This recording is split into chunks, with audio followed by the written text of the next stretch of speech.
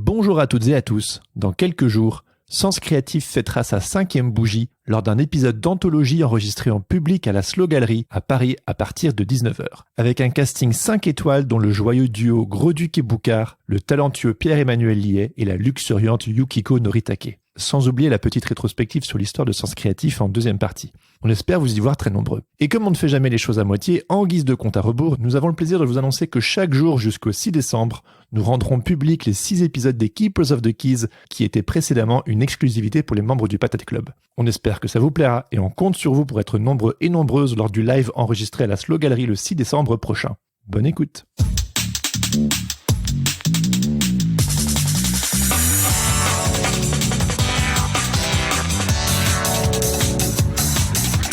Bonjour à toutes et à tous et bienvenue sur Sens Créatif, le podcast qui explore les motivations et les stratégies des artistes de l'image. Je m'appelle Jérémy Kleiss. Je m'appelle Laurent Bazar et nous sommes passionnés par la créativité que nous considérons comme une quête initiatique. Pour nous aider à développer Sens Créatif cette année, soutenez-nous sur Patreon ou Tipeee. Cela vous donnera accès à la communauté du Patate Club, aux lives mensuels exclusifs avec des professionnels clés du milieu de l'illustration et à des tas d'autres bonus pour vous permettre d'avancer dans votre carrière d'artiste freelance. Nous soutenir, c'est contribuer à faire de Sens Créatif un podcast indépendant et une ressource incontournable pour tous les artistes de l'image francophone.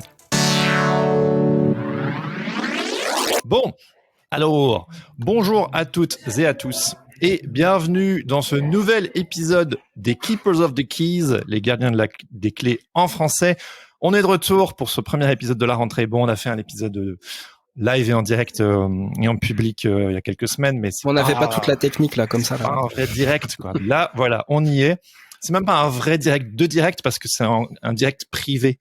C'est pas sur Twitch, mais on est quand même content d'être là. Bonjour à tous ceux et celles qui sont avec nous dans les commentaires. Coucou les patates. Quelqu'un nous demande si c'est bien ici la boucherie sans hôte. Okay. Non, sans eau, c'est la boucherie sans eau. C'est une blague Tintin. Ah d'accord, pardon, je n'ai pas la référence. Ah oui, alors tu es belge, tu n'as pas la référence à Tintin. Ouais, je sais. Bon bah voilà, bon ça c'est la meilleure de la journée. Ça fait 10 ans que je suis en France, je squatte trop chez les Cocorico. Alors, juste pour ceux qui se disent mais c'est quoi ce truc, les Keepers of the Keys, donc c'est un épisode mensuel exclusivement réservé aux fameux membres du Patate Club qui nous soutiennent sur Patreon et Tipeee. Dans cette émission, une fois par mois, nous allons à la rencontre d'un ou d'une DA, d'un galeriste, d'une éditrice, éditeur ou d'un agent pour qu'il nous emmène dans les coulisses de son métier et pour vous permettre à vous, les contributeurs et contributrices, de Sens Créatif de leur poser toutes vos questions. Et je me rends compte qu'en réalité, la personne que nous recevons aujourd'hui ne rentre pas dans ces catégories. Voilà. Mais quand même, Laure, déjà on est super content de te recevoir avec nous. Bienvenue. Et tu fais partie quand même de ce que nous on appelle sur Sens Créatif un peu les gardiens des clés. C'est un peu les personnes qui sont de l'autre côté de la barrière dans cette industrie. Enfin, on dirait les ricains dans l'industrie, mais on utilise un autre terme ici. Mais tout le milieu de l'illustration, du moins si on a envie de gagner sa vie. Toi, tu es du côté administratif de la force parce que tu es coordinatrice de Centrale Vapeur Pro, un service d'accompagnement et de conseil destiné aux illustrateurs et illustratrices artistes, auteurs, autrices et jeunes diplômés. Et ça, c'est pas rien. Donc, merci Laure d'être avec nous. On est ravis. Merci beaucoup pour l'invitation. Et puis, je pense qu'à la prochaine soirée, je me présenterai comme ça. Je suis gardienne des clés. Ça fait bien en société. C'est pas mal, hein? Bah voilà, écoute. Ouais. Mais c'est vraiment ça, hein, parce que quand on se lance dans ce type de métier, on a un peu la fleur au fusil, la bouche en cœur, et on se dit que c'est formidable, on va vivre d'amour et d'eau fraîche et d'illustration. Et puis après, on découvre l'URSSAF, et puis les impôts, et toute la paperasse un petit peu compliquée. Et on a tôt fait de se décourager, donc en fait c'est hyper précieux d'avoir. D'ailleurs, il y a même que ça au début en fait, t'as que de la paperasse quoi. Tu voudrais te mettre direct à ta tablette dessin ou ton ordinateur et il y a déjà des papiers à remplir quoi. Punaise, ouais. Je me souviens quand je me suis lancé il y a 10 ans, j'avais fait les démarches pour mon numéro de SIRET, je crois. Et puis on m'a tout de suite demandé de la thune. Et j'étais genre, non mais attendez 2 secondes, je veux vous la gagner, je veux la gagner ma thune pour vous la donner. Enfin bref, sweet memories. Moi j'ai une question d'entrée de jeu, Jérémy, si tu veux bien. Ouais. Laure, pourquoi on est aussi paumé en tant qu'artiste freelance quand on démarre? et on ne sait pas, parce qu'en fait l'école elle ne nous forme pas du tout à ces questions administratives et juridiques, fiscales et compagnie. Et pourquoi on se retrouve tout d'un coup paumé, sans ressources, rien, si on sait pas vers qui se tourner. Comment ça se fait qu'on en est là? Déjà la spécificité de ce statut artiste-auteur qui est quand même destiné à une petite partie des professionnels. Selon les dernières statistiques, il y aurait 270 000 artistes-auteurs en France aujourd'hui. Quand tu compares aux autres entrepreneurs où là ça se compte en millions, c'est aussi, je pense, ça qui explique cette petite difficulté d'accès. Et puis, je pense que c'est un truc que vous devez expérimenter au quotidien, où tu vas voir la Sécu, ou tu vas voir les impôts, et tu leur dis je suis artiste-auteur, et ils te disent oui, très bien, mais qu'est-ce que c'est en fait? Et là que tu te rends compte que vous vendez des toiles. Des fois, il faut leur apprendre. L'enjeu, finalement, je crois, quand t'es artiste-auteur, c'est de mieux connaître ton statut que les administrations à qui tu auras affaire, parce que des fois, ça va être à toi de les guider, ouais. C'est clair. Moi, quand je me suis lancé, on m'a demandé si je dis ouais, je sais pour être artiste illustrateur, enfin auteur illustrateur, graphiste. Non, auteur illustrateur. Faites des portraits à Montmartre. Non, c'est un peu comme dans Astérix et les 12 travaux, tu sais, la maison qui rend fou. C'est vraiment le parcours du combattant. Donc bref, d'où l'importance de papoter avec toi et que la structure Centrale Vapeur Pro existe. Et avant de plonger du coup dans tout ça, est-ce que tu accepterais lors de te présenter brièvement, peut-être pour compléter comment je t'ai introduit, et aussi nous dire ce qui te motive à sortir du lit le matin? Non mais carrément les questions existentielles pour commencer. On est deep là, on est deep. Je pense que ce qui me motive à sortir du lit le matin, c'est le café, en fait. Clairement, c'est ça. Et après, quel type de café? Ça t'aide, mais est-ce que ça te motive? Alors moi, je suis plutôt sur de l'arabica. Je comprends pas ceux qui boivent du robusta, par exemple. C'est vraiment une école qui m'échappe complètement. Et puis sinon, pour faire ce qui me motive dans la journée, c'est j'aime bien mon travail. Je pensais pas dire ça un jour quand j'étais plus jeune. Et je suis très contente de rencontrer plein de personnes hyper intéressantes à l'association.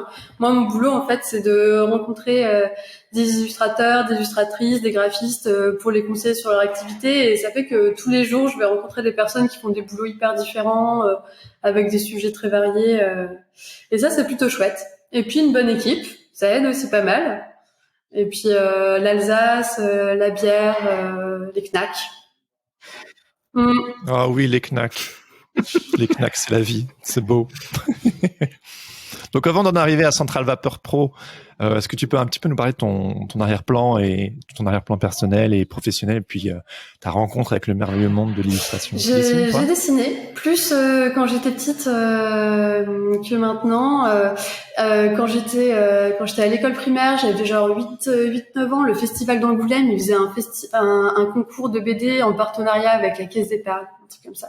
Et j'avais gagné un écureuil de bronze au niveau de la région. Oh, pas mal. Ah oui, non. C'était une belle histoire en 2 planches autour de l'automne. 3 amis qui se baladent dans un parc et qui tombent sur une montagne de feuilles mortes qui a été réunie et qui se jettent dedans et qui les jettent dans les airs. Puis à la fin, ils se font choper par le gardien du jardin public qui les oblige à tout ramasser. Et lui, il les regarde faire en sirotant un cocktail dans une chaise longue. C'était mon premier boulot en tant qu'illustratrice, on va dire. Et puis finalement, la vie m'a menée vers des études un petit peu plus moins fun à Sciences Po Strasbourg, mais que j'ai apprécié quand même. Et en fait, moi j'ai toujours été je dessinais pas mal, j'ai toujours été une grande lectrice, grâce à mes parents, je dirais déjà. Et dans cette école, ce qui m'avait intéressée depuis le début, c'est un master qui s'appelle Politique et Gestion de la Culture. Et en fait, l'idée, c'est de te former à tous les aspects administratifs et juridiques des activités culturelles, que ce soit le spectacle vivant ou alors les arts visuels, ce genre d'aspects-là. Et puis tu complètes avec de la sociologie, des enseignements sur les politiques publiques et les financements de la culture. Voilà. Et puis pendant mes études, j'avais aussi fait une année de césure où j'étais plutôt allée du côté médiation culturelle, Ça m'avait bien plu, mais en même temps, je me disais que c'était pas forcément là que je voulais aller. Et pendant cette année de césure, je me suis aussi inscrite à un diplôme que fait l'Université de Nantes qui s'appelle droit de l'art et de la culture. Et là, j'ai découvert le droit d'auteur. Et genre, est-ce que je pensais qu'on pouvait se fasciner pour la lecture de contrats d'édition? Non. Et pourtant, ça m'est tombé dessus comme ça. Et c'est toi. Et c'est ça qui m'a remotivée à aller vers le côté édition, illustration. Et puis au moment de faire mon stage de fin d'études, j'ai toqué à la porte de Centrale Vapeur. Et puis je ne suis pas repartie depuis. Trop bien. Ah oui, Centrale Vapeur a tout de suite été sur mon radar quand je me suis lancé, et je n'explique pas pourquoi je me suis jamais inscrit. C'est totalement con de ma part. Alors que je suis allé aux États-Unis au Icon Conference, et que tout le monde parlait du AOI, de Association of Illustrators. Ouais, c'est ça. Illustration Québec. Je me souviens qu'on avait j'avais essayé fut un temps de Reach avec Sens Créatif jusqu'au Québec. Et j'ai même pas été frappé à Strasbourg, c'est totalement. Mais je crois que, enfin moi c'est pareil. Centrale Vapeur, j'ai toujours vu ça comme comme le festival en fait. C'est ce qui me venait là en tête en premier lieu. Mais voilà, en fait, je me suis vraiment rendu compte de l'importance qu'avait pris Centrale Vapeur au niveau justement du conseil. Qui pouvait apporter aux illustrateurs, illustratrices, designers graphiques et compagnie. Et je me dis, là, maintenant, c'est vraiment hyper important de faire passer le message et de dire arrêtez de galérer avec vos questions sur les forums, sur Internet, sur Facebook. Rejoignez en fait une association comme Centrale Vapeur Pro, parce que en fait les réponses à vos questions, elles sont là, et en plus elles sont accompagnées. Et ça, je trouve ça vraiment fabuleux, c'est un super outil et on a envie d'en faire la promo. Ouais, comme tu dis, la partie la plus visible, c'est le festival qui a lieu chaque année et qui est aussi à l'origine de l'association, quoi. C'est aussi l'action la plus historique. Ouais, qu'est-ce qui a mené finalement le festival à passer à ce côté justement service public quelque part c'est lié à deux choses. Déjà, ce festival, il a aussi unifié une communauté d'auteurs, d'autrices du coin qui avaient envie de sortir de la solitude de ce métier que tu peux rencontrer parfois. C'était aussi en fait un endroit où tu rencontres des personnes qui font le même boulot que toi, et tu te rends compte que tu te poses les mêmes questions sur ta pratique professionnelle. Donc c'est le premier côté. Et puis en fait, Centrale Vapeur. Alors pour refaire un peu l'histoire, le festival et l'association, elle est née en 2010 à Strasbourg. C'est pour ça qu'on parle de CNAC aujourd'hui. Le service pro, Centrale Vapeur Pro, il a été créé en 2015, donc il est arrivé un petit peu plus tard avec cette communauté. Et puis on a aussi pris la suite d'une association qui s'appelait Le Grill, qui était aussi à Strasbourg et qui s'est dissoute, entre autres pour des questions de financement de leur action. Et on leur doit pas mal de choses. Par exemple, parmi nos activités, il y a l'édition de guide pratique, et celui-là, la négociation, le guide sur comprendre toutes les petites clauses de mon contrat d'édition et qu'est-ce que je peux négocier et tout ça. Voilà, vous êtes bien équipés. En fait, c'est un boulot. L'édition de la première édition, elle a été faite par Le Grill, où ils avaient mené une grosse enquête pour récolter les témoignages des illustrateurs du coin et savoir quels arguments ils utilisaient et qu'est-ce qui marchait. C'est pour ça qu'on dit comme sous-titre qu'il y a des vrais morceaux d'illustrateurs et d'illustratrices dedans. C'est grâce au Grill qui a entamé ce boulot, et puis après quand l'asso s'est dissoute, on a pris la suite, et puis comme je disais, il y avait déjà cette communauté qui s'était regroupée autour du festival. Et donc à la base il y a l'association, ensuite il y a le festival. D'ailleurs, pour la petite histoire, on a failli venir en 2020 pour la première fois. Elle est malheureuse, ouais. C'était un vrai suspense. On était hyper chaud, on se motiver à plusieurs pour venir. Et puis l'affiche est très belle, très très jolie affiche. Mais le festoche, pardon. Nous on l'a appris qu'on pouvait pas le faire. On avait monté toute une expo. Notre grosse expo, c'est le dialogue de dessin. C'est une exposition qui fait dialoguer. un jeune ou une jeune illustratrice qui vient de sortir de l'école avec un illustrateur un peu plus expérimenté. Et alors bref, je me souviens que vraiment on avait passé la journée à aller chercher le stock à la cave, à monter toute l'expo, et puis après on a reçu l'article qui disait bon bah non, la préfète elle a dit que ça ne va pas ouvrir finalement. Donc 2020 édition malheureuse, mais par contre, pour Central Vapor Pro, ça nous a permis de voir aussi que c'est un service. On était très centré sur la région, même si on a pas mal d'adhérents autre part en France, et ça nous a quand même permis de voir que Central Vapor Pro, il s'exporte assez bien, que tu sois dans le coin ou pas, avec tous ces merveilleux outils Internet. Ouais.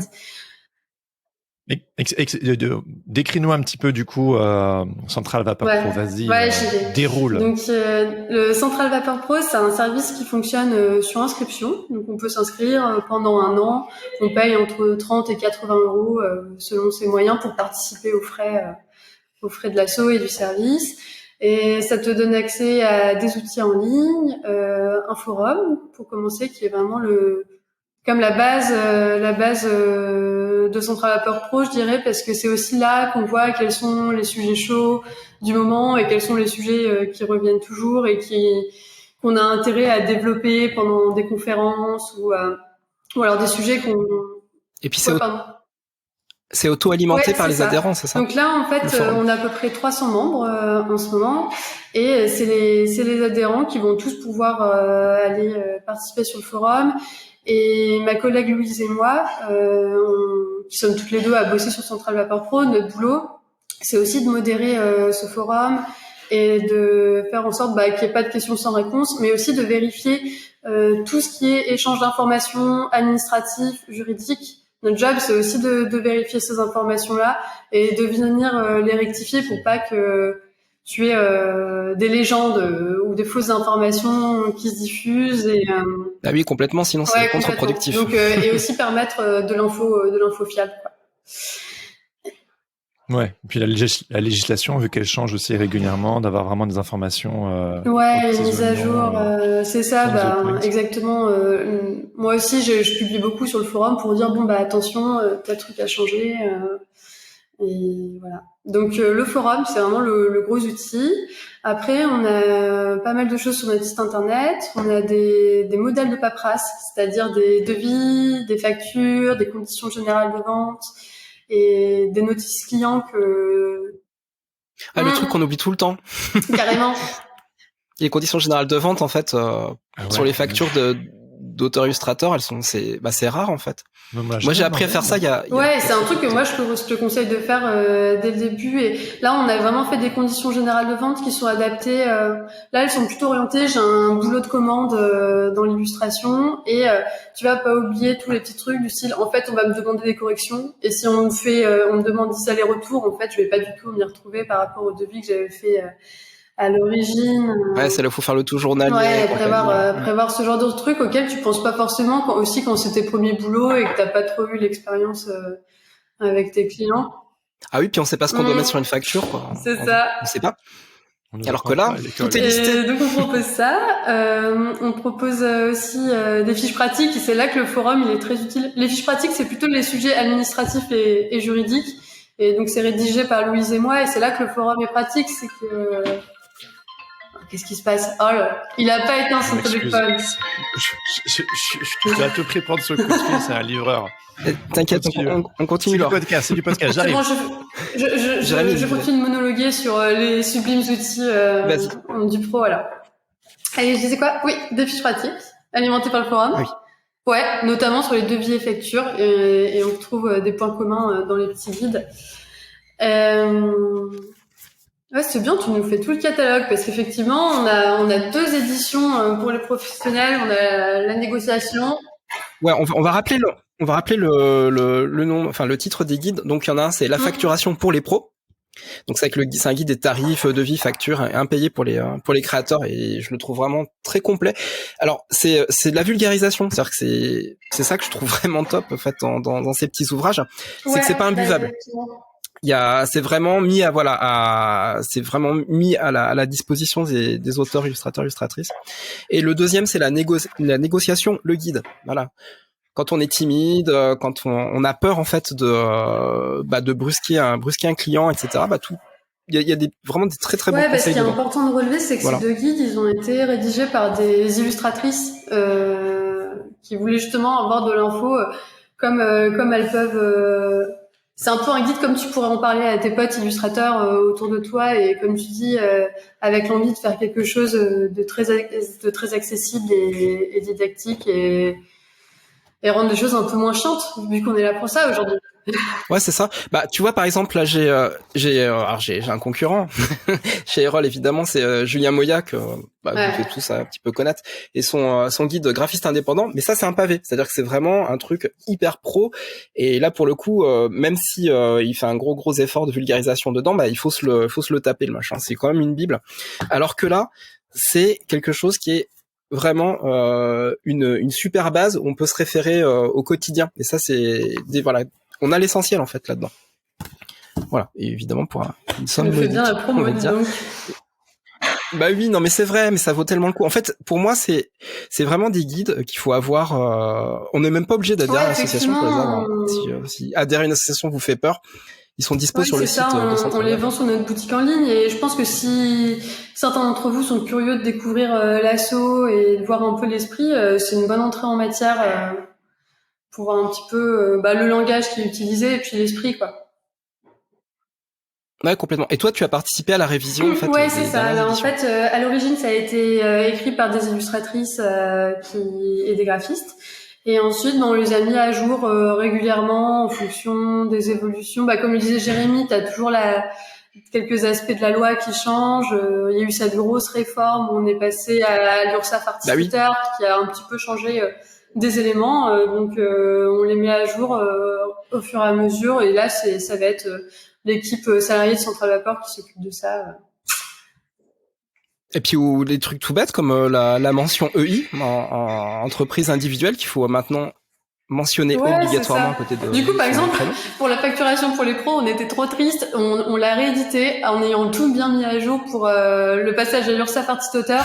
Et je pense 2 mois après la réimpression, il y a eu cette fameuse mention. Et ils ont sorti voilà. Voilà, on retrouve des petites feuilles qu'on glisse dedans. Les petits erratums, c'est dedans, voilà. Faut mettre à jour régulièrement, mais c'est des infos à suivre de près. Je suis de retour. Désolé, c'est la première fois en 4-5 ans qu'on vit ça. Un moment de radio incroyable. Jérémy qui se casse parce qu'il a des livraisons. Mais voilà, je sais pas. C'est des shows de Bruxelles, mais faites comme si j'étais là. Non, c'est des flyers. Tu vois, genre on reste dans le sujet. Voilà. Alors, moi j'étais arrivée. On a parlé des guides. Et puis après, j'ai même pas fini encore de lister tous les outils Centrale Vapeur Pro, puisque franchement c'est vraiment une offre très complète. Mais oui. Non, mais vas-y, on est vraiment là pour ça. Un autre outil qui est vachement bien et vachement utilisé, on l'a appelé C'est bien payé. Et en fait, c'est une base de données d'honoraires qui est remplie anonymement par tous les membres de Centrale Vapeur Pro qui le souhaitent.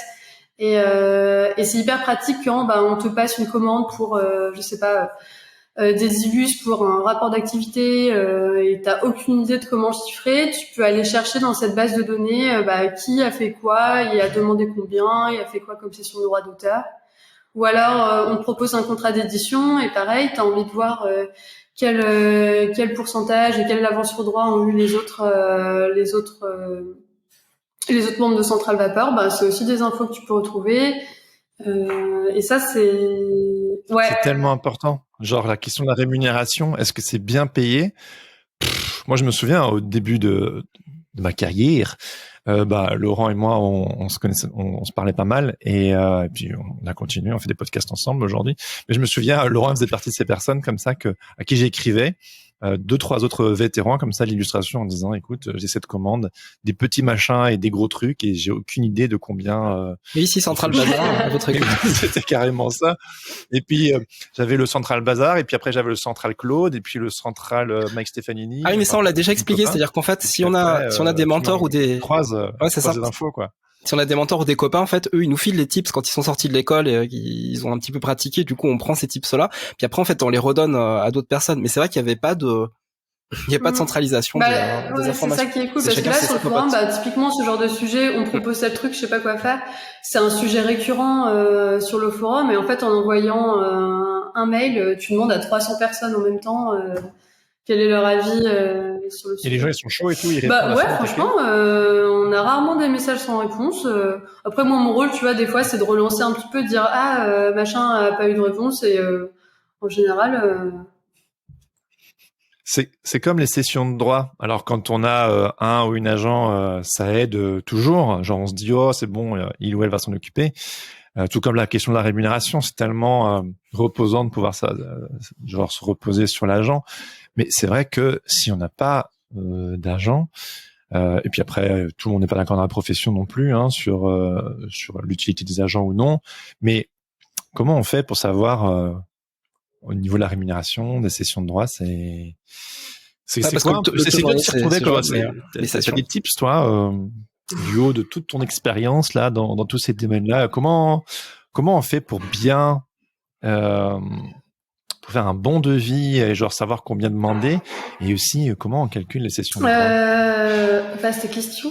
Je pense que déjà, le bon réflexe à avoir, c'est de poser un maximum de questions à ton client sur qu'est-ce qu'il va vraiment faire de ton image. Parce que je pense que souvent, et notamment si c'est un client dont le métier c'est pas particulièrement l'image et qu'il n'a pas l'habitude de faire des sessions de droit, c'est vrai que le concept de droit d'auteur, tu dois te retrouver à l'expliquer et lui expliquer que tu vas céder pour des usages bien précis et que plus ton image sera diffusée, et plus le nombre de supports est important et plus la durée est longue, plus la session de droit sera élevée puisque ça correspond à une exploitation plus importante. Et je pense que là-dessus, c'est pas mal d'avoir une discussion un petit peu poussée pour obliger éventuellement ton client à réfléchir à ce qu'il va faire de ton image. Ouais. J'ai une anecdote, si je puis me permettre, à ce sujet-là. C'était au tout début de ma carrière. Je pense que je me suis lancé en 2013, ça devait être en 2015. J'avais fait une illustration pour une librairie bruxelloise. Et ils m'avaient commandé un marque-page, enfin une illustration que tu pouvais diviser en 4-5 marque-pages, pour faire la promo. Je m'en souviens, tu m'avais posé la question. Ouais, mais c'est une très bonne histoire parce que elle est un peu what the fuck. J'ai pas envie de surhyper mon histoire non plus. Mais donc du coup, voilà, je fais l'illustration. Je sais plus combien j'avais demandé. Je pense que ça va 400, 500, je sais plus combien j'avais demandé. Et puis tout le monde est content, l'illustration est super chouette, voilà. Et puis quelques mois plus tard, je reçois un message d'une copine qui me dit « j'en mets ton illustration dans le bus ». Genre « hein, quoi ?» Et puis un autre pote qui me fait « j'ai vu ton illustration aussi, voilà, dans le bus et tout ». Et je pense que c'était même ailleurs. Et puis j'ai fait hop, envoie-moi des photos. Et ils avaient utilisé l'illustration en les pubs que tu vois à l'intérieur des bus, quoi. Dans tous les transports en commun, donc pas les métros, mais les bus en tout cas de la capitale. C'est une bonne diffusion. Moi, du coup, allô Laurent qui fait allô mon agent, enfin son agent à lui à l'époque. Et puis je pense qu'on avait, on était arrivé à dire il faudrait demander 1 000 € de plus pour les droits d'utilisation. Et je me souviens, je suis allé voir agent en copie qui n'était pas mon agent, mais qui faisait un peu office d'autorité sur l'histoire. J'ai contacté ce client et j'ai dit mon coco, faut me payer 1 000 balles de plus. Et il était furax, le gars. On n'a plus jamais travaillé ensemble parce qu'il disait mais d'où je dois te payer 1 000 €. Il comprenait pas. Il comprenait pas la pour un marque-page et une illu qu'on utilise dans tous les transports en public bruxellois, c'est pas le même prix, quoi. Et puis bon, voilà, après j'étais content, j'ai reçu de l'argent en plus, mais comme quoi j'étais vert derrière les oreilles, comme on dit en Belgique, et je m'y connaissais pas, et il faut vraiment penser à tout, quoi. Alors, vers qui on peut se tourner quand ça arrive? Est-ce qu'on peut se tourner vers Central Vapeur Pro ou est-ce que ça demande encore un autre level ça dépend. Moi, dans ce genre de circonstances, ce que je te conseille justement, c'est de te renseigner sur, de commencer à l'amiable déjà pour que ça aille plus vite, pour essayer de calculer finalement c'était quoi ton manque à gagner, combien tu aurais devisé ce genre d'utilisation qui n'était pas prévu, et de demander à ton client de régler ça puisque c'est un usage qu'il a fait.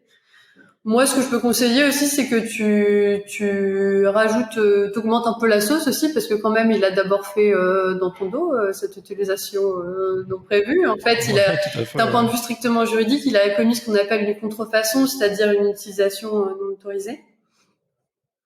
Ah oui, il faut appeler un chat un chat, ça c'est important. Moi, j'avoue que dans ce genre de circonstances, je conseille souvent aux membres d'utiliser vraiment les termes juridiques et de faire des références aux articles précis du code de la propriété intellectuelle en disant bon bah voilà, je m'énerve pas, je t'explique de manière rigoureuse et juridique que tu as enfreint tel règlement. C'est pas moi qui le dis, c'est la loi quoi. Et ça, c'est le premier niveau. Des fois, ça marche. Et puis après, si ça marche pas, nous, on a mis en place un partenariat avec un avocat qui est spécialiste de la propriété intellectuelle. Parce que, bizarrement, les courriers d'avocats font vraiment plus peur que les autres. Et du coup, ce qui se passe dans ce genre de circonstances, c'est que Central Vapor prend en charge la première consultation avec l'avocat.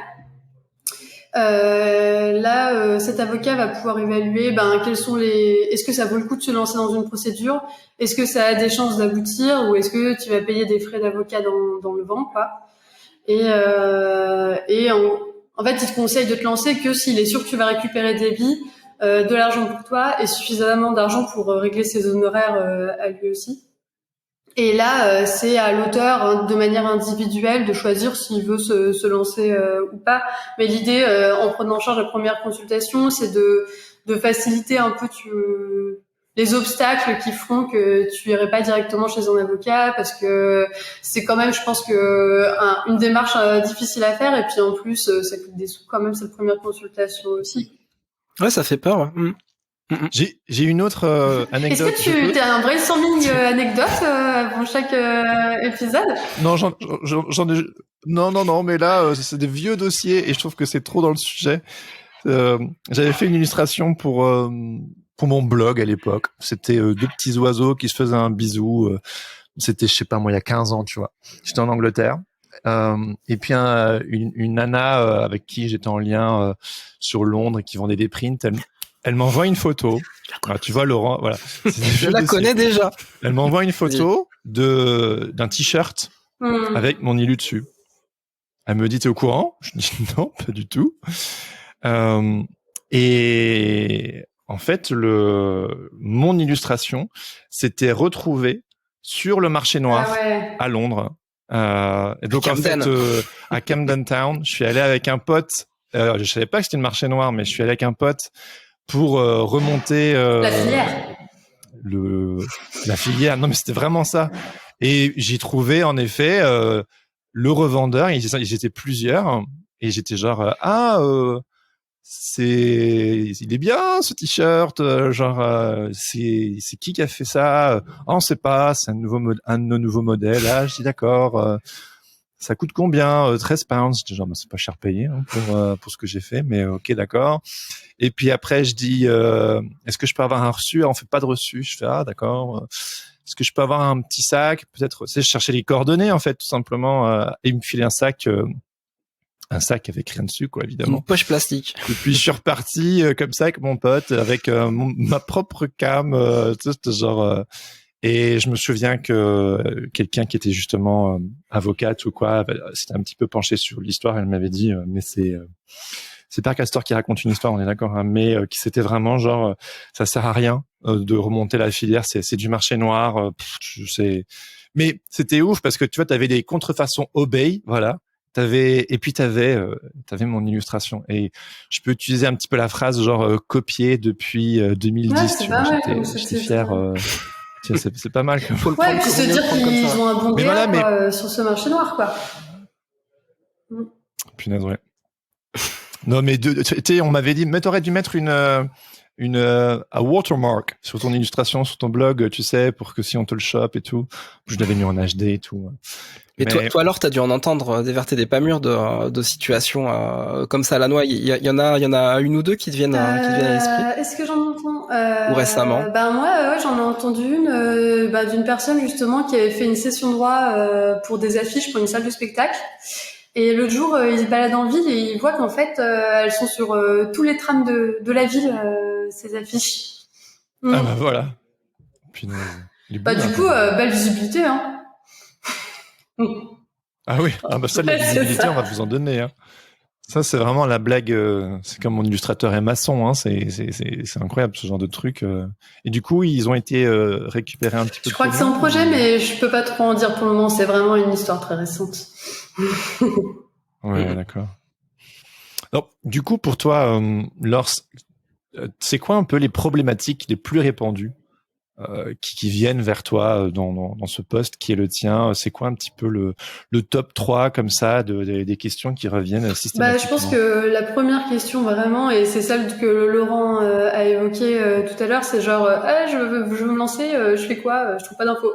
Et vraiment un des trucs qu'on fait le plus avec Louis, c'est prendre le temps d'expliquer avec des personnes qui veulent se lancer. Bon voilà, il existe ce statut spécifique qui est celui d'artiste-auteur. Voilà comment ça marche, comment tu fais pour demander un numéro SIRET. Au fait, c'est quoi un numéro SIRET? Qu'est-ce que c'est cette fameuse URSSAF du Limousin, c'est URSSAF artiste-auteur qui vient te demander des sous avant que tu aies gagné des sous. Donc la question de l'entrée dans le métier, c'est celle qui revient le plus. Et ça vient aussi parce que on a noué pas mal de partenariats avec des écoles, parce que vous le disiez tout à l'heure, quand on est en école d'art, on n'a pas forcément l'accès à l'information. Ouais. Et on a noué quelques partenariats avec des écoles pour faire cette transition post-diplôme, et tu veux te lancer et t'es un petit peu perdu.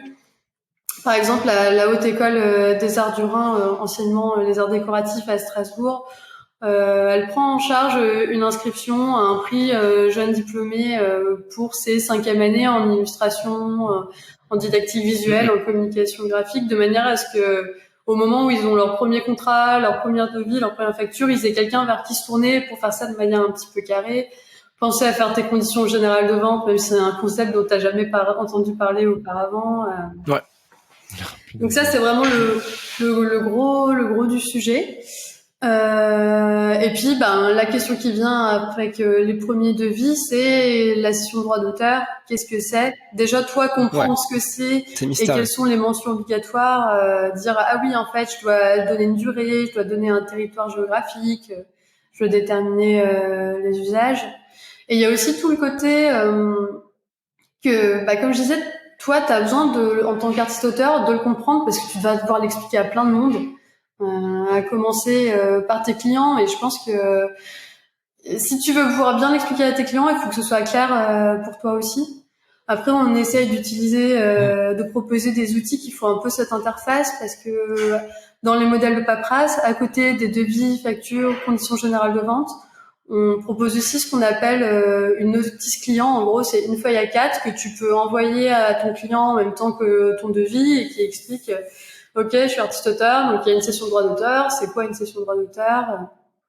Je te demande de régler une contribution de 1,1% à l'URSSAF artiste-auteur. Qu'est-ce que c'est ce truc et comment tu vas faire? Et tout le monde le connaît pas, même chez les artistes-auteurs, le 1,1%, alors que c'est obligatoire, quoi. J'en ai déjà parlé avec des comptables ou des gestionnaires, ils m'ont dit il faut absolument que ça soit sur les factures, quoi. Ça peut être un vice de procédure sur une facture. En fait, c'est pas une mention obligatoire sur les factures, c'est ça la difficulté.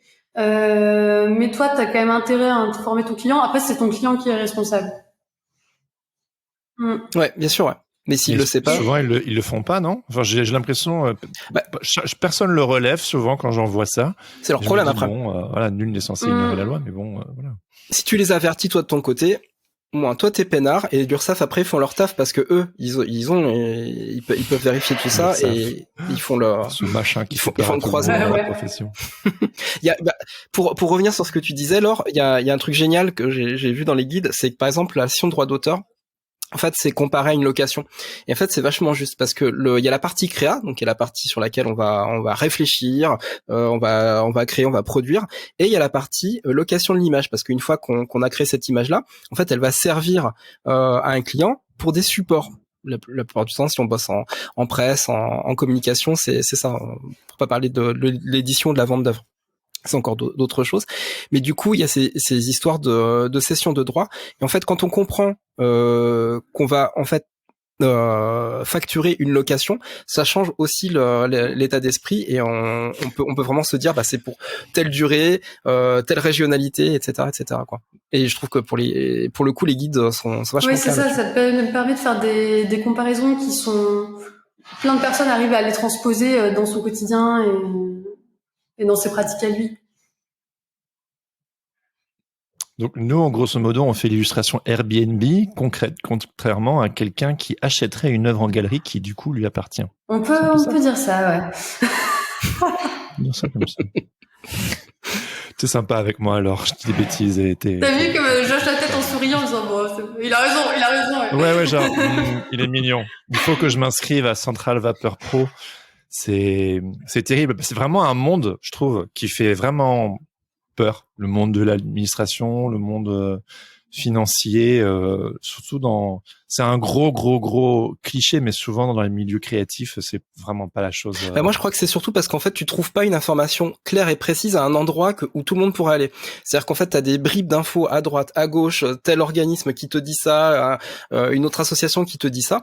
Et c'est là où en fait tout est paumé parce que tu ne sais pas si tu vas prendre une information et si elle va être vraiment efficace, si tu vas pas avoir des soucis ou des problèmes après avec l'URSSAF, avec les impôts et compagnie, quoi. Et c'est surtout ça qui fait flipper. Parce qu'à la rigueur, le côté administratif, une fois que t'as compris, ce qui est un peu mon cas au bout de 20 ans, hein, c'est fort, hein, il m'a fallu 20 ans, mais je me sens à l'aise maintenant avec tout ça.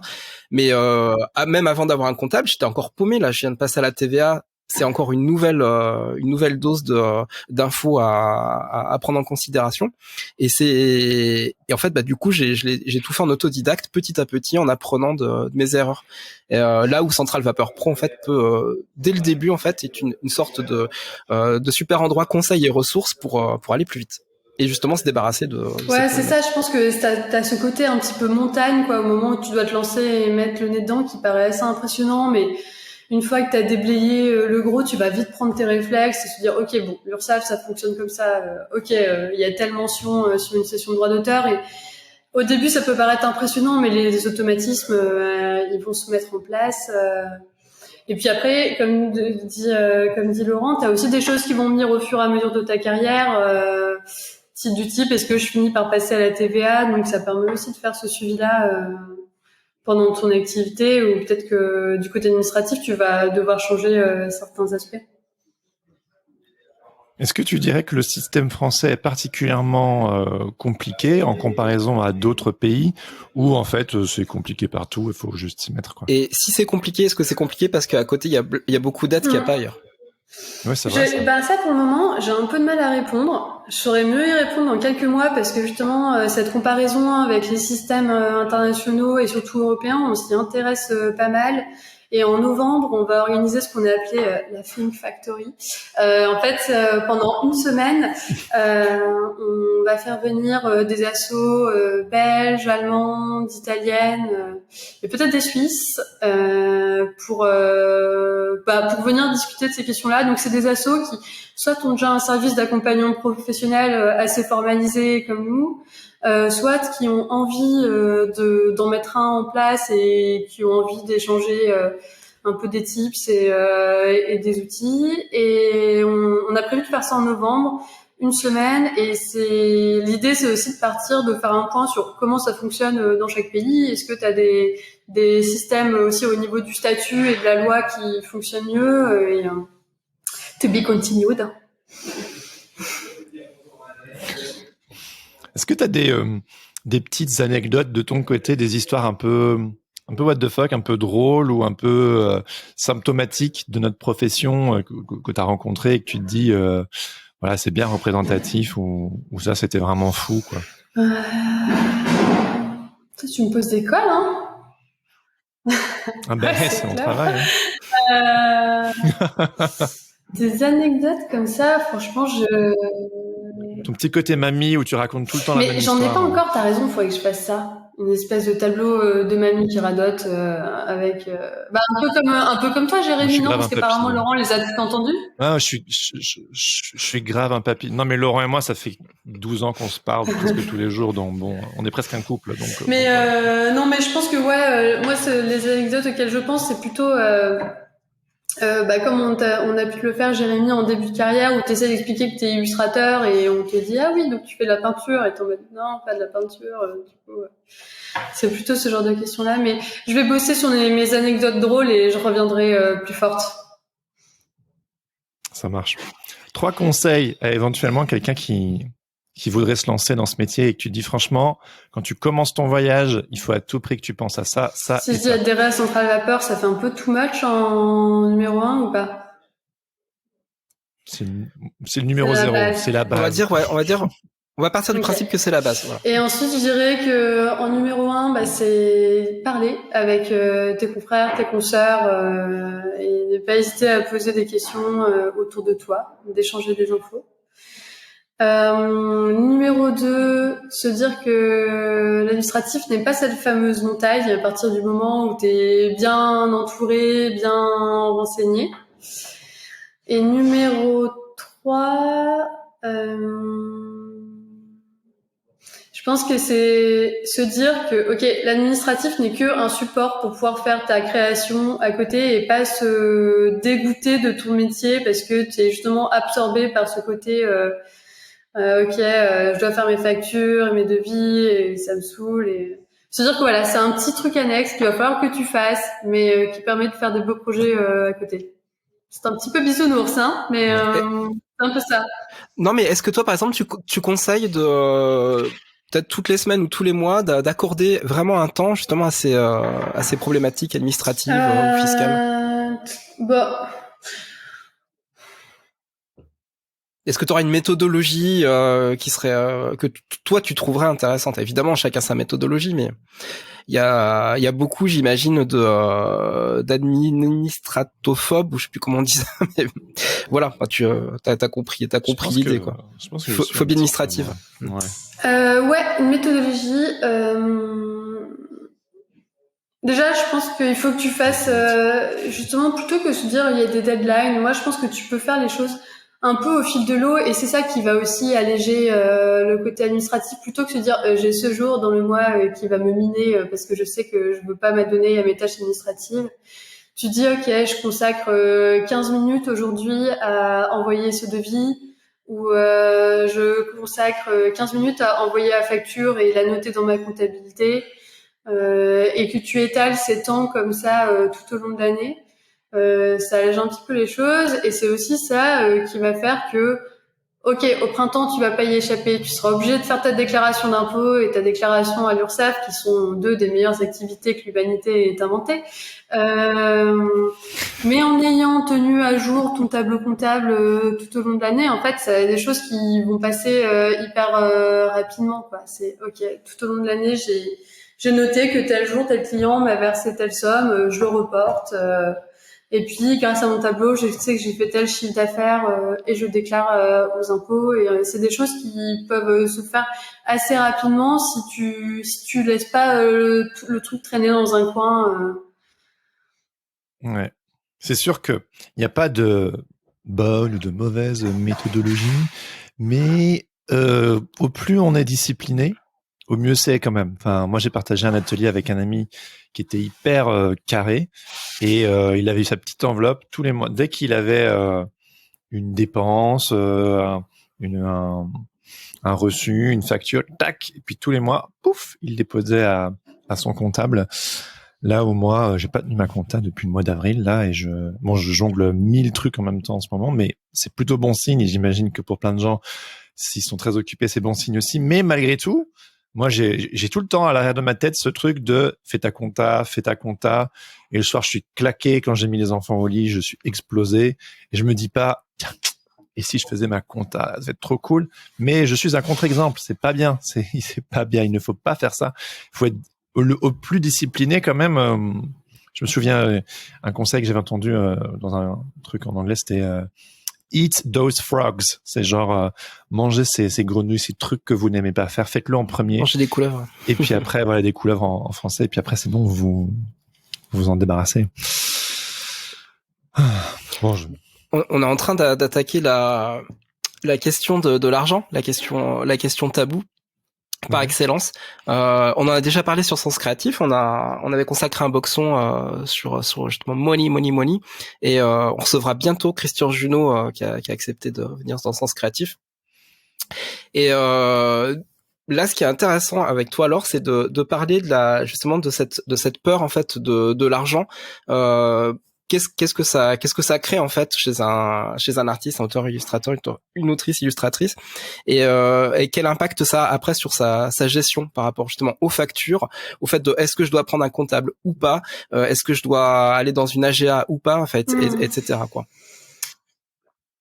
Est-ce que ça c'est quelque chose que tu ressens sur votre forum, par exemple, ces questions de l'argent, ou est-ce que alors c'est encore très tabou et non, personne je nous en dirais parle? que c'est pas tabou, c'est même pas tabou du tout. Je pense qu'il y a vraiment une volonté de transparence et de connaître les pratiques des autres, notamment sur les montants que tu vas demander pour tes boulots, parce que je crois que l'idée est quand même suffisamment répandue dans la profession et parmi les membres de Central Vapeur que, ok, on est globalement sous-payé pour ce qu'on fait, c'est difficile de se sortir et c'est normal de demander des sommes correctes pour le boulot qui va être fait. Comment t'expliques ça? Le fait que c'est presque un lieu commun de se dire, oui, en tant qu'illustrateur. Est-ce que c'est normal? On est sous-payé. Et évidemment, enfin, moi, j'ai toujours été avocat du fait de dire qu'on peut très décemment gagner sa vie en tant qu'illustrateur, mais il faut beaucoup travailler. Mais il y a un peu ce sorte de consensus de, on ne deviendra jamais riche en faisant de l'illustration et que, habituellement, c'est des prix plutôt bas qui sont pratiqués, sauf si t'es une rockstar de l'illustration avec un agent et tout le tintouin, quoi. C'est chiant. Je pense que quand même il y a un rapport de force qui est assez difficile à inverser. Je pense notamment au milieu de l'édition où moi je passe pas mal de temps à relire des contrats d'édition et pouvoir déjà si toutes les clauses sont légales dans le contrat d'édition, ce qui n'est pas toujours le cas. Et ensuite de voir quels sont les leviers de négociation dans un contrat. Et en fait, c'est une tannée, quoi, de réussir à faire remonter les tarifs dans l'édition. Tu vois, on parle de job où tu vas quand même passer 2 ans à bosser sur ton album et à la fin, si t'as eu 10 000 euros d'avance sur droit brut, t'es content. Et le repas... Sur 10 ans. Sur 2 ans de travail, ouais. Et certains syndicats, comme la Ligue des auteurs professionnels, dont on est assez proche, qualifie le contrat d'édition de contrat d'adhésion. En gros, un contrat, tu peux juste dire oui. C'est difficile de négocier les conditions. Et même ça, c'est un truc que tu le signes, quoi. Alors c'est pas un truc que je recommande, tu vois. Moi et l'association de manière générale recommande de pousser les négos et de demander plus. Mais t'obtiens un petit peu plus, mais t'obtiens jamais autant que tu aurais besoin pour effectivement faire bouillir la marmite pendant 2 ans pour ton ouvrage. Bon, après le contrat de l'édition, c'est hyper particulier. On parle beaucoup de la surproduction et du fait que t'as plein d'éditeurs qui s'en sortent pas très bien non plus et ça c'est eux-mêmes, c'est voilà. Il y a un bouquin intéressant qui est sorti récemment qui s'appelle Second Souffle de Frédéric Augelot et qui est une série d'entretiens avec des éditeurs indépendants qui ont été plutôt créés dans les 20 dernières années et tu vois que du côté des éditeurs aussi tu tires le diable par la queue. Bien sûr. Oui, c'est important le préciser. On a à ce sujet-là aussi eu Valérie Cussaguet des Fourmis Rouges, un très bon épisode qui nous emmène dans les coulisses de l'édition et où justement elle explique un peu le point de vue de l'éditrice. Bon, après, on est d'accord, on n'est pas d'accord, mais en tout cas, c'est important de comprendre aussi le point de vue. Mais c'est quand même terrible de se dire que, en fait, c'est hyper prestigieux quand même le milieu du livre, en tout cas en France, et je pense pas me tromper que dans le domaine de l'illustration, c'est le moins bien payé de tous. Puis t'as de l'autre côté, tu vends ton âme au diable et tu fais de la pub, quoi. Et là, tu gagnes du pognon. Et il y en a beaucoup comme ça qui équilibrent, qui font leur travail d'auteur d'un côté et qui sont pas très bien payés, et qui de l'autre font de la com ou de la pub à côté pour leur permettre de continuer. Mais c'est fou de se rendre compte que c'est une sorte de consensus de... En fait, il faut se dire, faut avoir vraiment conscience que si on veut faire un livre, voilà, c'est comme ça, on sera pas très bien payé et c'est comme ça. Je pense qu'il faut militer pour que ça évolue, mais c'est un truc lent. Mais non, mais c'est pour ça que je vous recommande aussi d'adhérer à des syndicats qui vont être plutôt à la table des négociations. comme je disais, nous on est proche de la Ligue des auteurs professionnels, mais il y a aussi là c'est vraiment spécialisé auteur du livre, mais il y a aussi des syndicats comme le CAP qui est un peu plus généraliste et qui s'étend aux auteurs des arts visuels de manière générale. Et c'est aussi par leur action dans des négociations au niveau du ministère de la Culture, du ministère des Solidarités, avec les syndicats nationaux, aussi, ils ont des leviers, que les choses-là vont aussi pouvoir évoluer, j'espère. Et comme tu disais, Jérémy, ce qui est assez intéressant de voir, c'est les différences entre l'illustration qui financièrement est un peu le parent pauvre de la création. Enfin, c'est une impression que je partage. Où à la base, Central Paper Pro, c'était surtout des illustrateurs qui étaient membres, et il y a de plus en plus de designers graphiques. Et tu vois qu'ils arrivent à imposer, par exemple, des tarifs journaliers qui sont beaucoup plus importants que les illustrateurs, qui vont avoir plus de difficultés à faire reconnaître Et pourquoi leur métier. Et ce pourquoi je creuse encore. Quand j'aurai la réponse, je vous tiendrai au courant. Faut qu'on te réinvite. Ouais, je me note là tous les trucs pour la mise à jour. Non, mais par contre, je crois que c'est intéressant justement de mutualiser un petit peu des métiers différents, mais on peut prendre des bonnes pratiques chez les autres plutôt que de rester finalement dans notre petit clocher à pas voir comment ça peut fonctionner à côté, quoi. Mais je pense qu'on a tout à gagner à ça. Un graphiste, on peut le payer plein pot, et qu'un illustrateur, ce n'est qu'un illustrateur. Ouais, je veux dire, tout le monde a une forme de respect en termes de moi je sais pas dessiner, c'est un art noble, bravo. Moi, je sais qu'une des raisons pour lesquelles j'ai bifurqué du graphisme à l'illustration, c'est parce que quand j'étais graphiste, je me sentais pas considéré en tant qu'auteur. Genre, c'est comme si j'étais une main qui savait utiliser la suite Adobe, quoi, et que si les clients savaient le faire à ma place, ils le feraient, mais c'était genre un peu plus à gauche, un peu plus à droite, un peu plus bleu le bleu, et puis qu'en tant qu'illustrateur, il y avait vraiment une forme de ah oui, t'as ta patte à toi, t'as ton style, et je le respecte. Que normalement, en tant que graphiste, ça devrait être pareil, mais il y a une sorte de voilà, en tant qu'illustrateur, t'as ton style à toi, mais malgré tout, ça ne se répercute pas en termes financiers. Après, bon, nous, on connaît plein d'illustrateurs et illustratrices qui gagnent bien leur vie, mais soit ils sont ultra forts, ou soit c'est des gens qui travaillent énormément, qui travaillent très bien aussi, mais qui souvent c'est les deux, j'arrive. Oui, non, mais tout à fait. Mais je veux dire, oui, c'est l'un n'empêche pas l'autre. Mais je veux dire, pour ces personnes qui sont peut-être pas dans la jet set de l'illustration, il y a vraiment ce truc de devoir cravacher, et mieux vaut être rapide et efficace pour bien réussir. Moi, je crois que plus tu progresses, plus tu peux jouer avec le game, justement. Par exemple, moi, cette année, systématiquement, je demande plus que les budgets qu'on me propose. Systématiquement, c'est ma logique. Je le fais. Et ça devient un jeu, en fait. C'est vraiment une négo. Pour le coup, je rappelle le guide de la négociation, on est vraiment là-dedans. C'est-à-dire qu'en fait, on peut faire tout ça sans se rajouter d'enjeux débiles. C'est-à-dire que si on prend comme une partie de cartes, on se dit bah voilà, je vais bluffer, je vais jouer mes cartes à moi, je vais demander plus, et il va y avoir une négo. Et ça fait partie du taf. C'est pas exceptionnel de négocier en fait les prix, au contraire. Et même en presse, on peut croire, notamment en presse jeunesse, on peut croire qu'il y a des grilles tarifaires. Je déteste ces grilles tarifaires là. Pour moi, tout ça c'est bidon. En fait, je viens défendre aussi le temps que je passe sur mes images et la qualité que je vais rendre, et surtout aussi mon apport en tant qu'artiste, créateur, etc. Et je joue essentiellement là-dessus. Et mine de rien, depuis que je le fais, mes tarifs ils montent. C'est logique parce que les interlocuteurs en face, c'est souvent pas eux qui ont en plus le cordon de la bourse, ils font que répercuter sur les comptables de leur boîte.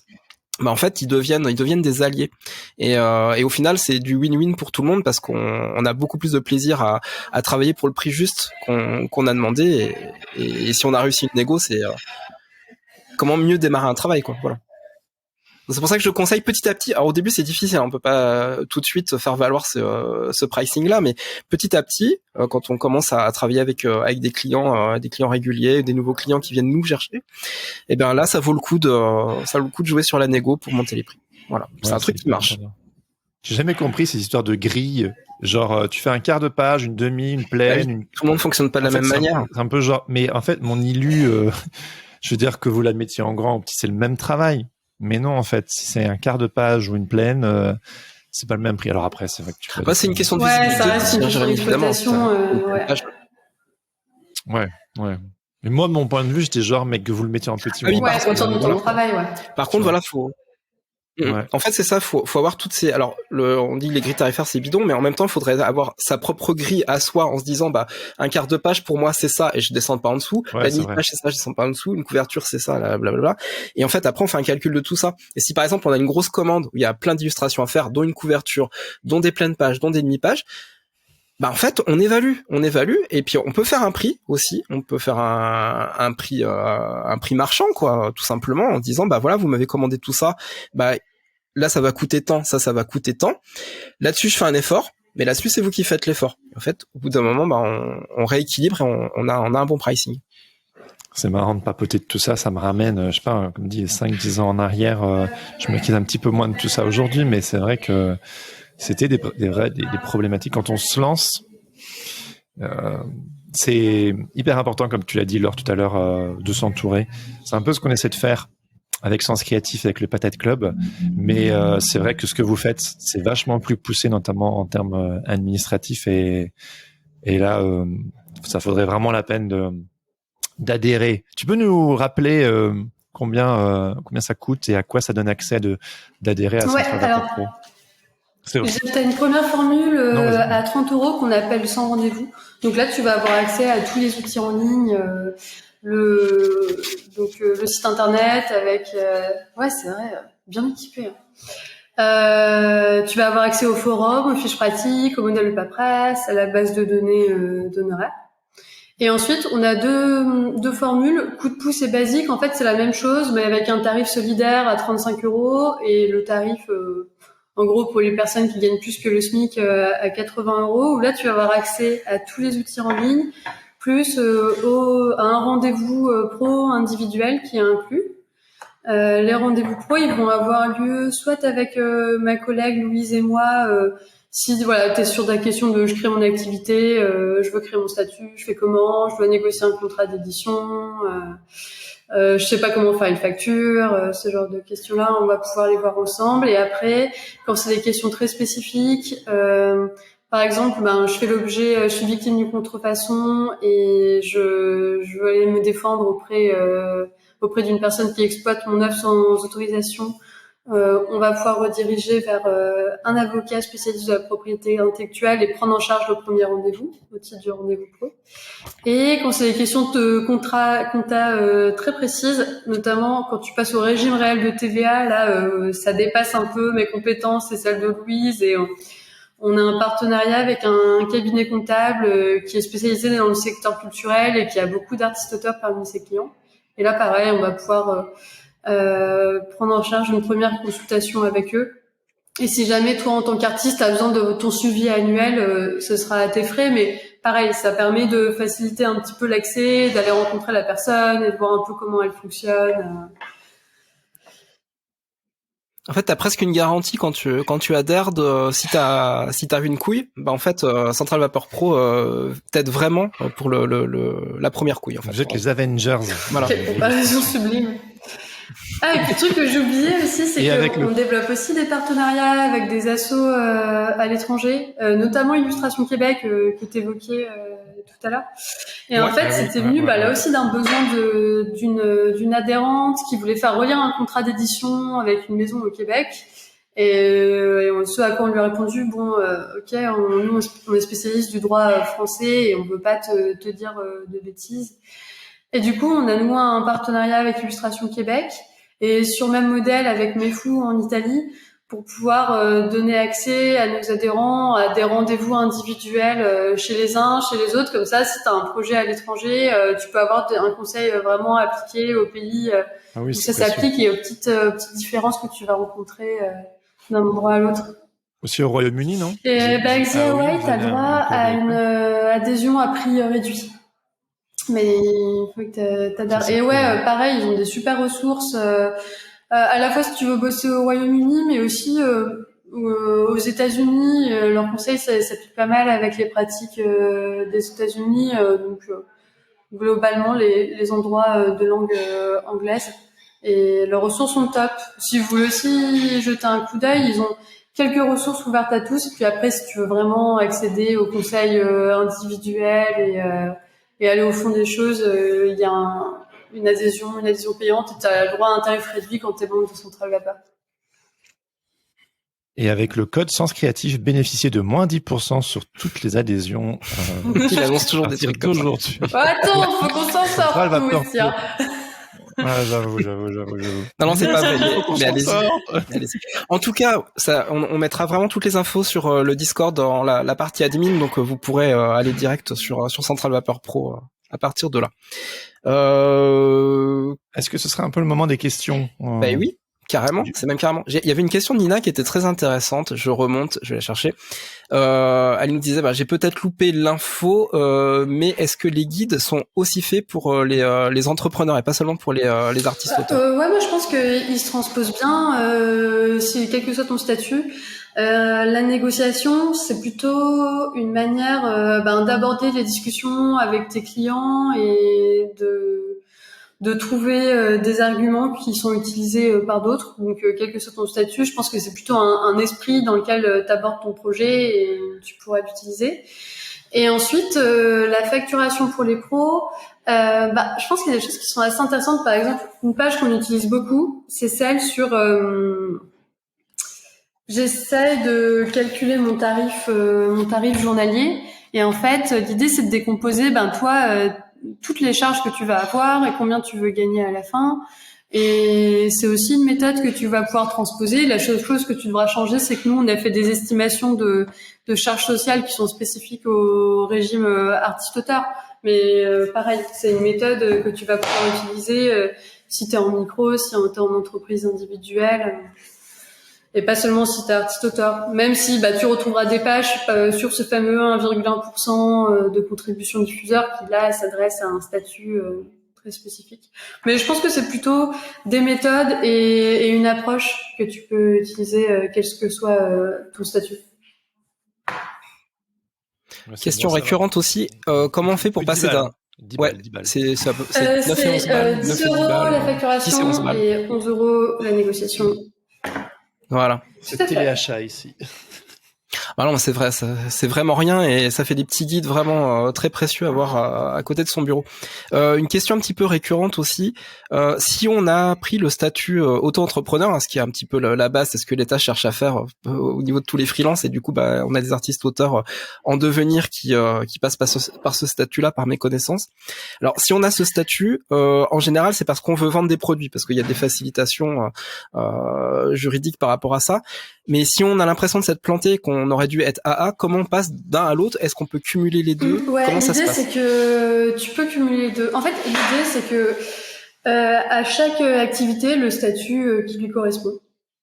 Et donc, si tu veux vendre des droits d'auteur, vendre des œuvres d'art, tu vas obligatoirement devoir te soumettre au statut artiste-auteur.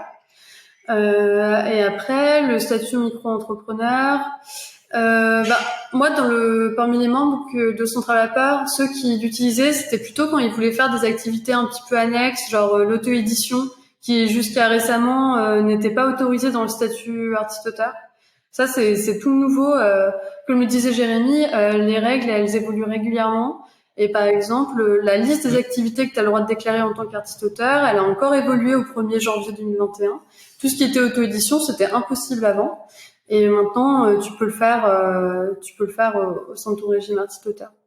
Donc l'idée, c'est que tu peux cumuler un statut auto-entrepreneur, un statut artiste-auteur, mais tu vas pas facturer le même genre d'activité au sein des deux.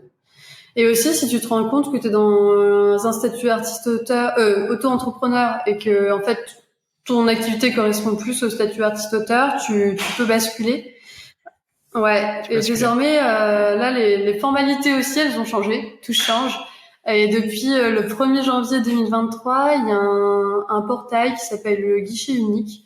C'est formalité.entreprise.gouv.fr. Et c'est là que chacun des professionnels pourra signaler s'il veut modifier les activités ou le statut de son entreprise professionnelle.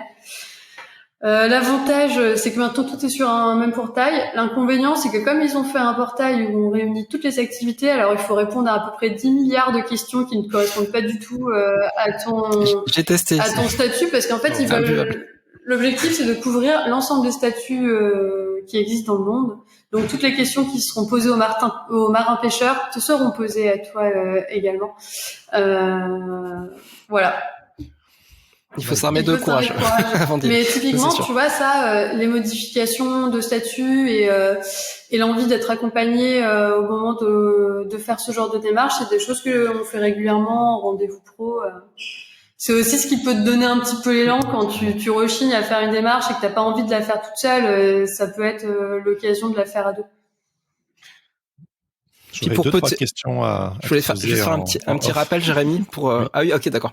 Je fais juste un petit rappel sur ce qu'on vient de dire, c'est que de toute façon, les impôts prendront toujours le statut qui a fait le plus de chiffre d'affaires comme statut principal, et l'autre deviendra un statut annexe. C'est le système. On avait encore une ou deux questions. Il y a Jeanne Guérard qui nous a demandé l'URSSAF Limousin, cette société secrète dangereusement hermétique au email. Je crois que je ne comprends toujours pas les sommes que je paye. Pourquoi le fonctionnement n'est pas plus simple comme pour l'URSSAF des auto-entrepreneurs? C'est une question qui n'aura pas de réponse, mais je me la pose depuis des années. Ouais, alors, est-ce qu'elle n'a pas de réponse à cette question? Alors, société secrète et impénétrable, oui, c'est vrai. Mais en fait, l'explication, on va pas se mentir, des fois, si tu ne comprends pas ce que tu dois payer, c'est parce qu'il y a des erreurs. En fait, ce site, il est truffé d'erreurs. Moi, je passe beaucoup de temps à recalculer des échéanciers de l'URSSAF et me rendre compte que, genre, il y a des pépins, quoi. Ah ouais. Donc, c'est carrément flippant. Ça a été signalé, c'est remonté au syndicat et l'URSSAF artiste-auteur le sait. Hein. Et en fait, l'explication qu'ils ont donnée, c'est que, en fait, jusqu'à présent, avec la Maison des artistes et la GSA, comme tout le monde n'a pas très bien fait son boulot, on savait pas combien d'artistes-auteurs il y avait vraiment en France. Et a priori, ils seraient retrouvés avec plutôt 450 000 personnes dont il fallait gérer les dossiers, alors qu'ils s'attendaient plutôt à 250, 270 000. Ouais, c'est ce que tu annonçais au début. Les derniers chiffres officiels, c'est 270 000, mais bon, en fait, c'est plutôt des estimations. Ah oui, d'accord, mais ça fait une différence énorme. Donc, une des explications, ce serait ça, c'est qu'ils ont complètement sous-dimensionné le service, les moyens informatiques qui devaient... Oui, puis il y a une explosion aussi depuis le Covid. Voilà, on va pas se mentir, il y a beaucoup de reconversions professionnelles, notamment des gens qui se lancent en freelance et du coup qui se lancent en freelance artiste-auteur. Et du coup, ça fait exploser la base de données. Ouais, quoi. Voilà. Et donc, donc plein de bugs. Donc c'est vraiment la chose que je conseille et qui rejoint ce que j'ai dit précédemment. Et c'est hyper important d'être bien informé et de savoir toi-même faire tes calculs et combien tu dois payer pour pouvoir vérifier si ce qu'on demande est correct. Et donc pour répondre à Jeanne, Central Vapeur Pro, ça peut être une réponse. En tout cas, pour sentir mieux et surtout pas isolé et pouvoir échanger efficacement. Ceci n'est pas un épisode sponsorisé. Non, c'est vrai, il faut le dire. Non, c'est vraiment plein gré, mais c'est vrai que. Mais voilà, pour nous, c'est tellement important cette question-là et on en parle tout le temps sur notre forum, enfin sur notre Discord, pardon. Mais c'est se rendre compte aussi de nos limites. On a des pros là. Voilà, nous on n'est pas des pros et voilà, on parle avec Laure. Non, mais c'est vrai que si j'ai un conseil très pratique à donner avec l'URSSAF. Comme maintenant c'est très difficile de suivre ce qu'on paye exactement à l'URSSAF avec les cotisations provisionnelles qui sont régularisées ensuite, etc. Moi, ce que j'ai tendance à conseiller de plus en plus, c'est d'utiliser l'outil de modulation qui permet de dire bon, en fait, moi, je pense gagner plutôt X euros cette année et merci de me provisionner en fonction de ça. Ouais, c'est une anticipation. Voilà, et en fait, la manière dont on avait imaginé l'URSSAF artiste-auteur, c'est que c'était pour moduler au plus proche des revenus que tu pensais vraiment avoir cette année. Sauf que là, on est de plus en plus, notamment le CAP ou d'autres associations professionnelles, à suggérer de détourner un peu l'outil et plutôt en fait de moduler à zéro, de manière à ce qu'on te prélève aucune cotisation provisionnelle et tu payeras tout à la fin, une fois que tu sais exactement combien t'as gagné et combien tu dois. C'est pas con, hein. Si on le fait tous, ça peut. Là, par contre, ça peut faire un mouvement. Là, tu vois, on parlait de créer du mouvement, Jérémy. Hein, encore un des concepts de Seth Godin, mais créer un mouvement comme ça où finalement on amène tout le monde à détourner l'outil faire zéro de modulation et du coup toujours payer la somme après coup de l'année écoulée, moi je trouve c'est une moi je vous encourage à le faire parce que je pense que c'est un fonctionnement qui serait beaucoup plus pratique pour les personnes qui sont en micro-BNC, qui représentent quand même un certain nombre d'artistes auteurs. Ouais, quand un frérel, c'est un peu moins cool. C'est compliqué, mais ça marche aussi. Non, j'avoue, je pourrais pas le faire. Je paierais très cher là. On a Crocu qui nous dit que c'est carrément casse-gueule de tout payer à la fin. C'est vrai qu'il faut bien anticiper, bien mettre de côté. Dis-leur, mais enfin, Crocu, enfin. Non, c'est plutôt, t'es plutôt cigale ou fourmi, c'était ça plutôt le bas. Non, mais l'idée c'est ça, c'est que je pense que Crocu il a raison. Faut aussi se connaître et se dire, ok, est-ce que moi j'arrive bien à garder mes thunes de côté ou est-ce que je suis plutôt du style à dépenser. Faut avoir en tête que. J'avoue que j'aime bien payer. Dès qu'on me demande de l'argent, moi je le donne parce que comme ça, je dois plus m'en inquiéter. Je suis genre, tiens, voilà mon argent. Hop, je m'en inquiète plus. Parce que c'est vrai que quand l'argent dort sur le compte en banque, on a peut-être tendance à peut-être l'utiliser pour ceci, pour cela. Et puis après, on oublie. Donc je rejoins Crocu sur le fait qu'il y a quand même une vigilance à avoir par rapport à ça mais vraiment laisser de côté et s'attendre à payer des centaines, des milliers d'euros d'un coup à la fin. Ah oui, alors on pourrait peut-être le dire, alors toi tu dois savoir ça. Combien il faut mettre de côté pour être tranquille avec l'URSSAF en pourcentage de ce que tu as gagné? La difficulté, c'est que ça va dépendre de l'option fiscale que tu as choisie. Est-ce que tu as décidé d'être en traitement et salaire? Est-ce que tu as décidé d'être en micro-BNC ou est-ce que tu as décidé d'être en déclaration contrôlée? Ouais, en FRL. Parce que en fait, en fonction de ces catégories, on va pas calculer tes cotisations de la même manière. Ouais, BNC, c'est un abattement forfaitaire, c'est 30%. Micro-BNC, parce qu'en fait, t'as deux grandes catégories, c'est traitement et salaire et bénéfices non commerciaux, BNC. Ouais. Et bon, traitement et salaire, normalement, c'est retenu à la source. Traitement et salaire, voilà, c'est retenu à la source. Et à l'intérieur des BNC, t'as deux sous-catégories. Le micro-BNC, qu'on appelle aussi spécial BNC, c'est vraiment deux synonymes. Et la déclaration contrôlée ou frais réels, pareil, qu'on utilise sous forme de synonyme. Donc, déclaration contrôlée, frais réels, c'est tu fais une compta complète. Pour calculer ton bénéfice, on prend tes recettes, on déduit les charges que tu as vraiment dépensées au cours de l'année et on calcule tes cotisations là-dessus. Du coup, en déclaration contrôlée, c'est très difficile de te dire combien mettre de côté parce qu'en fait, ça dépend de tes dépenses à toi, quoi.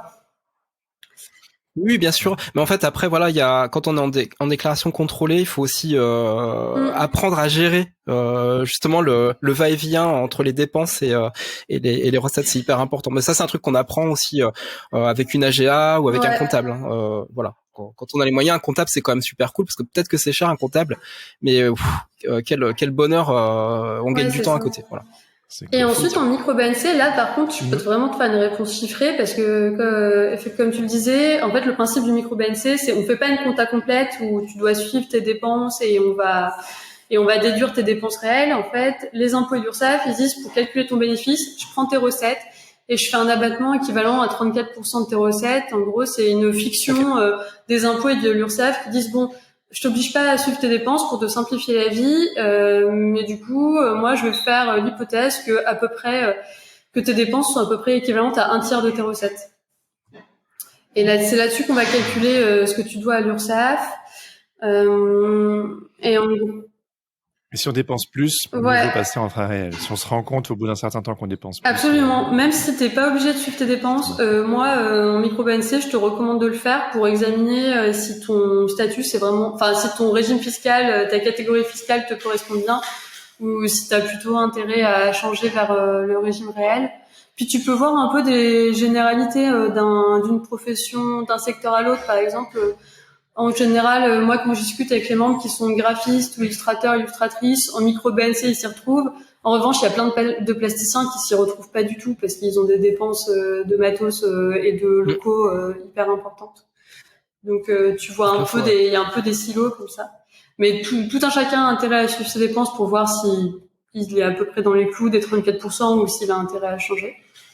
Et du coup, ces personnes qui se déclarent en micro-BNC, en fait, le calcul de l'URSSAF est chiant parce que l'URSSAF est tout compliqué. Mais pour savoir combien tu dois payer de cotisation, on prend ton bénéfice. On le majore de 15%. Ça, c'est vraiment une fiction. C'est le mode de calcul de l'URSSAF. Et là-dessus, on applique un taux de 16,2% de cotisation. Si je remixe le tout, ce qu'il faut retenir, c'est que quand tu es en micro-BNC, tu as 12,3% de ton chiffre d'affaires qui partent en cotisation. C'est ça que tu dois mettre de côté pour l'URSSAF Artistota. 12,3% de ton chiffre d'affaires. Et surtout, le truc qu'il faut pas oublier, et il y a pas mal de monde qui se fait surprendre, c'est qu'à partir du moment où quand tu vas palper plein de thunes, tu vas devoir payer l'IRSEC, donc la retraite complémentaire. Qui mettent aussi du temps à envoyer les cotises. Ça, là, par exemple, là, pour 2023, j'ai aucune idée de ce que je dois à l'IRSEC. C'est mystère et boule de gomme. Et puis, concrètement, ce qu'on donne à l'IRSEC, c'est cher, mais c'est pas beaucoup. C'est pot de balle. Ouais, mieux vaut éventuellement avoir une retraite complémentaire oui, à côté.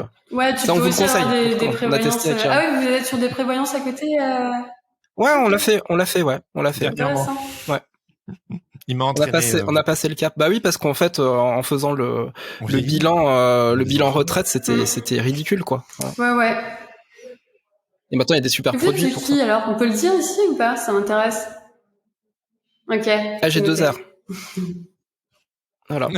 Non, mais ils sont super parce qu'ils sont mutualistes. Donc du coup, voilà, ils n'ont pas d'intérêt à gagner des clients comme ça. En fait, c'est parce qu'ils ont des clients dans le temps qui se font bien rémunérer. Donc les conseillers. Donc du coup, voilà, ils vendent des produits qui sont adaptés aux personnes et non pas des trucs tout faits qui ne servent à rien. Quoi. On demandera vraiment des royalties, Central Vapeur Pro, AG2R. AG2R. Non, mais en général, voilà, tout ce qui est un petit peu mutualiste, ce sont que ce soit des banques ou des assureurs, c'est très intéressant parce qu'ils s'occupent vraiment des personnes et pas de vendre des produits. Voilà. C'est dit. Il fallait le dire. Bon. Il nous reste quelques minutes. Petite question de croquis ou pas? Ouais, c'est ça. Donc, si vous avez vraiment une question qui vous brûle les lèvres, it's now or never, because we need to eat soon. Et on commence avec Lucas alors. Alors Lucas il demande, est-ce que tu aurais une idée de tableur à télécharger comme modèle pour faire ses comptes en tant qu'artiste-auteur? Ou est-ce que à Central Vapeur vous en avez un pas spécifiquement, mais parce que je recommande un qui avait été partagé par l'illustratrice CY, qui est top, en fait, je trouve. Donc je n'avais rien d'autre à ajouter, donc je l'envoie régulièrement. Je sais pas si je retrouve le lien, je vous le passe et vous pouvez le passer sur Discord. Ouais, et puis on le passera sur Discord. Mais il était bien parce que non seulement il permet d'évaluer ses charges, ses impôts, et puis c'était aussi le suivi des devis, des factures. Est-ce que j'ai envoyé ma facture? Est-ce qu'il m'a payé? Est-ce que je dois relancer? C'était assez complet, donc je conseille celui-ci qu'elle partageait librement via son Insta, tout ça. Si on tape du coup tableur à télécharger aussi, on devrait peut-être le trouver. Sinon, dans les tréfonds de mon ordinateur, je vais retrouver ça, je pense. Ça marche. Ok. Une dernière question, quelqu'un? Une dernière question. On va vraiment... on va vers la fin, donc c'est maintenant. Et si vous n'envoyez pas... Qu'est-ce que tu nous montres, Laurent? On va à Central Vapeur, tout simplement. On a reçu plein de jolies petites... ah bah oui, parce que là, tu nous as gâtés. De la part de Laure. Regardez, on a reçu des jolies cartes postales. C'était accordéon. Oui, parce que on a fait une blague à base de faire à repasser, parce que si vous cherchez Central Vapeur sur Google ou sur votre moteur de recherche, vous avez intérêt à chercher Central Vapeur Strasbourg, parce que sinon vous allez tomber plutôt sur des machines à repasser. Ouais. Ah, c'est trop drôle.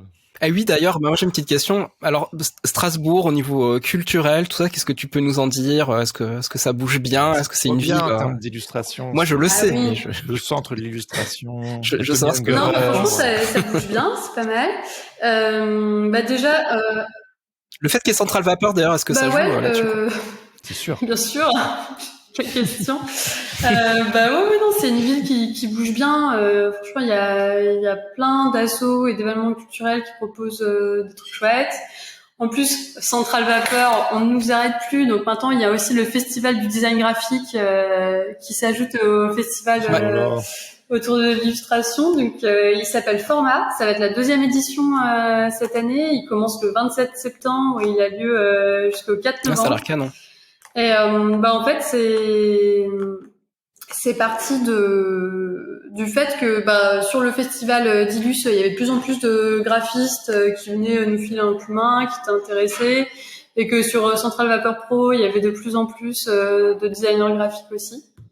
Et du coup, il y a eu cette envie de faire un festival dédié au design graphique qui reprend un peu le modèle du festival originel, donc des expos dans toute la ville, des conférences chez les partenaires, et puis un salon des indépendants où des studios et des collectifs viennent tenir un stand et vendent leurs fanzines, leurs affiches, leurs éditions, etc. Donc c'est notre prochaine actu. Et sinon, venez faire un tour à Strasbourg. Je vois qu'on parle de la grosse team de motion design à Strasbourg aussi. Ça bouge pas mal de ce côté-là. Et du coup, il y a des liens qui sont faits justement avec le festival Format. Donc je conseille le détour. Et puis, prochain festival Centrale Vapeur, 25 avril, 12 mai. Il faudra venir. Ouais. Normalement, on a lieu plutôt en mars, mais là, on décale un peu parce que en 2024, Strasbourg est capitale mondiale du livre. C'est l'UNESCO qui le dit. Ah ouais. Et donc, ça va pas mal bouger. Donc, le début officiel de la labellisation, c'est le 25 avril. Et à partir de là, il y aura pas mal d'événements. Ça va bien bouger à Strasbourg, et du coup le festival Centrale Vapeur inaugure la danse, mais après il y aura pareil plein d'expos dans la ville avec les médiathèques, les musées, les maisons d'édition, voilà. Parfait. L'occasion de manger des knacks et de regarder des belles illustrations et découvrir toute la production. Je vous réserve des knacks pour le prochain festival parce que l'année dernière il y a eu un gros scandale, on avait eu rupture de knacks genre le dimanche à 16h. Non. On ne fera plus la même erreur. Il y a des choses importantes dans la vie quand même. Hein. Bon. Avec modération. Ouais. Merci beaucoup Laure. Merci d'être venue au pied levé pour répondre à nos questions et pour pouvoir un petit peu défricher cette question épineuse de l'administration avec nous. Évidemment, il y aurait tellement de choses à dire et c'est hyper spécifique. Oui. Et on espère que cet épisode, pour vous qui nous écoutez, c'est un peu un panneau indicateur vers ces problématiques pas très sexy, mais ô combien importantes si on a envie de vraiment... voilà, sachez qu'il y a des ressources qui existent. Voilà, les Centrale Vapeur Pro en fait partie. You are not alone. Et oui, je fais toujours des anglicismes, les auditeurs et auditrices le savent. Donc encore une fois, merci Laure d'être avec nous. On espère qu'il y a plein de gens qui iront à Centrale Vapeur Pro. Sur ce, on vous souhaite à toutes et à tous une très bonne journée et on vous dit à très bientôt. Et puis à Centrale Vapeur Pro. Ciao, ciao. Et Centrale Vapeur Pro, Centrale Vapeur Pro. Et c'est parti. Attention.